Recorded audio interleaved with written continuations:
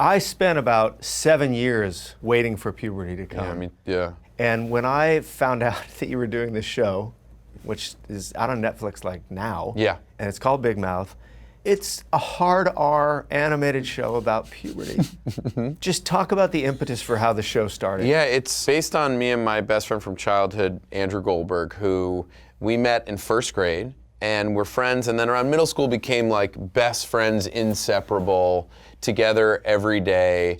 We watched the Mets and we watched Mel Brooks movies and just formed each other's. We saw the first boobs we ever saw on TV was like All That Jazz on PBS. And you were together. And we were just together watching it all and like just formed each other's kinds of sensibilities. And then we stayed friends through high school and college and beyond. And he came to LA and I became friends with his first bosses, Mark Levin and Jen Flackett, who were a husband and wife writing, directing team. And they came to me one day, they were like, what about an animated show about you and Andrew around 7th grade?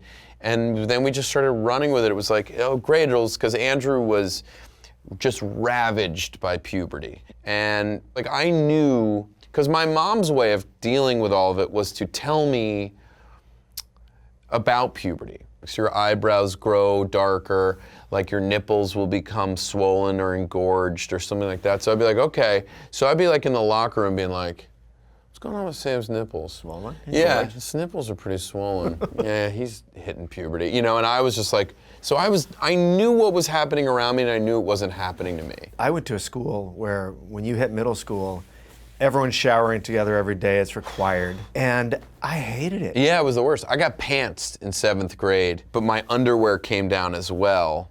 And I got pantsed by a girl in 8th grade who was like deeply developed in front of the girl who I had my crush on from like all of elementary and middle school. So she saw my like little boy dick. And it was, I mean, truly, I've just made a show entirely about it. Yeah. And so I'm like, I think we're all dealing with the stuff that happened to us in puberty specifically. That period of adolescence is like you're separating yourself from your parents, like you're creating your own life and identity. And you're doing all of that while things are happening at a like drastic pace or not happening at all. And all of it is incredibly formative in the person you end up becoming. And so the show is weirdly a very cathartic, like look back and being like, here's what I'm still dealing with from that age, you know, and like, yeah. and here's the stuff that I haven't dealt with.